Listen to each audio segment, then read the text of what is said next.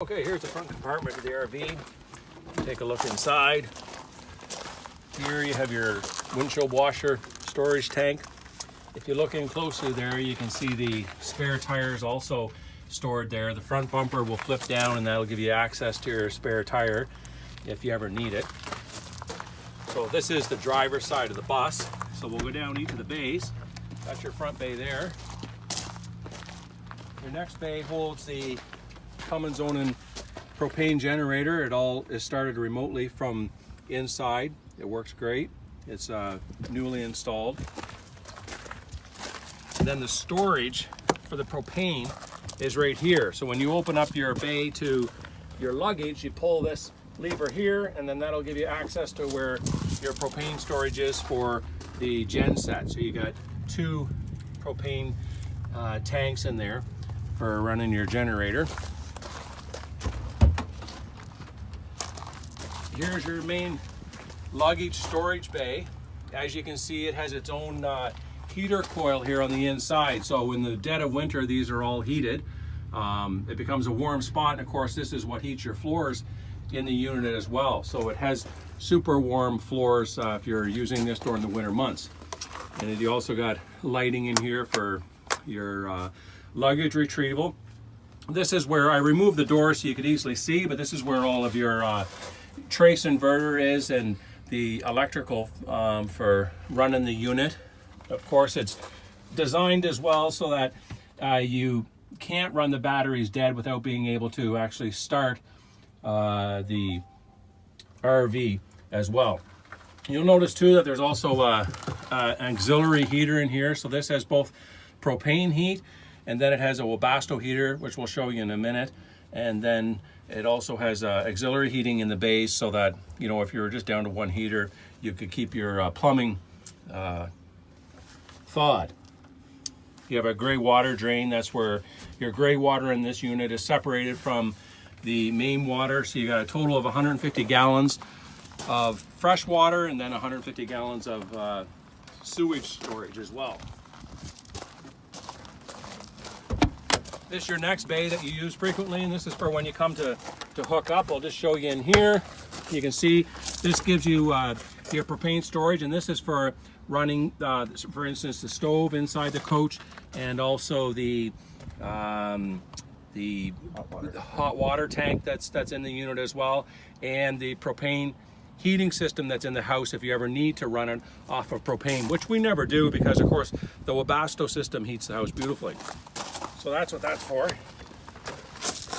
And then, of course, this is lit as well, so you can see what you're doing if you're hooking up at night. Here's the system for filling and draining your water system. Now, the beautiful thing about it is all manual. There's no electronic valves that open and shut to create headaches if they quit. Everything is open and closed manually. So you also use this system for when you're winterizing your RV, and you also use it when it comes to filling both your upper and your lower tanks. Or, of course, if you're going to run it off of town water, you can do that as well. And so when you're looking behind here, there's your actual electrical hookup, as you can see, plus your sewage dump. And this is your fresh water connection here. This blue unit right here is where you hook up your fresh water to if you're running directly off of town water, or if you're, of course, you use that as well to fill up your water on the unit before you go. That's what that bay is for. Now, if we move towards the back of the coach, this here is the engine compartment, and it's also the side that you use for running your house system. So we have on the side here a chart that just indicates where these valves need to be set for when you're moving down the road. And of course, when you're moving down the road, it'll use the engine heat to heat the coach. And when you're parked, you can see this has a Webasto system, which has been serviced regularly and works perfectly for heating the motor, for heating the coach, for heating the bays. It does a wonderful job of keeping this thing incredibly warm during the winter months if you're planning on using this during the winter. It's a great unit for running during the winter months. Now, if we move around to the back here, this is, of course, your engine compartment. And there it is there in all of its glory.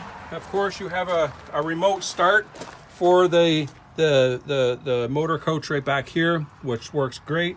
If you're wanting to fire up your engine from the back, you can do so. Lighting. Just turned on the lighting there.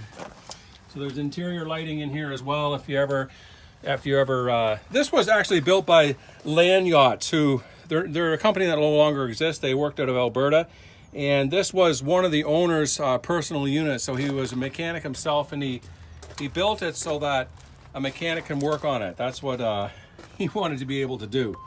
So that there is the engine compartment. Of course, you do have a tow hitch here as well. You can hook up if you're going to be pulling a vehicle. And then up here in the top is your is actually the cooling system and so on you can look at. And these all, of course, are lit as well. There's a glass there to check your coolant level to see where that's at. This over here is actually the there's a name for it, but it's actually an auxiliary oil container, so that if you need to add engine oil, you just open and close a valve so that you don't have to get your hands dirty. And then at the top, of course, is a similar thing too for rad, if you need to add rad fluid. So that's the rear compartments of the unit.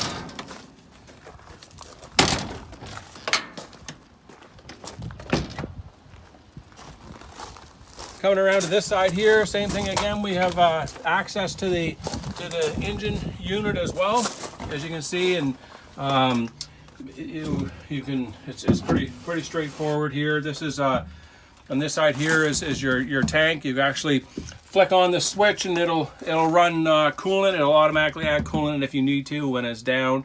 So there's a lot of automation that's built in just to make life a little bit easier.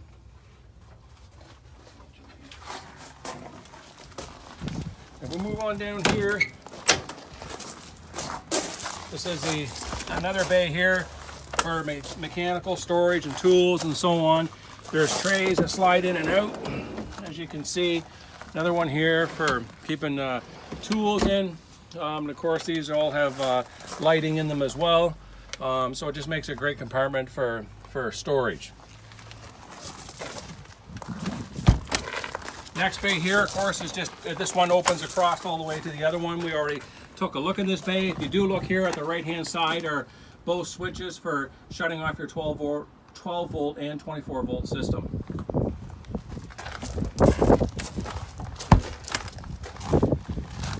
This is your fuel cap here, where you fuel up.